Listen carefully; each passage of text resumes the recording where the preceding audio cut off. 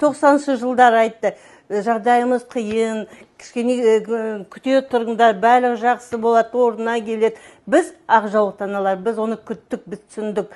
Қиын болды 90 жылдары. Базарда тұрдық, бәрін ақша көрмедік, бартыр болды. Біз бәрін түсіндік, күттік. 30 жыл күттік. Қаншама күте береміз. Біздің терпениеміз бітті. Шығып жатыр ішімізден.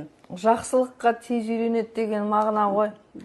Әйелдің зейнет жасы мәселесі түпкірге кетіп қалды мүлдем. Ешкім ол туралы ойламайды. Қазір осы қозғалыс бастамалыс болмаса, әйелдер қосылмаса, ол мәселе тағы да жатушы еді бірнеше. Жабулы қазан күйінде қалай? Солай қалушы еді. Тауба, кішкене көтеріліп, әйелдер оянып, бұл мәселені біз көтереміз, біз күресеміз, біз тоқтамаймыз.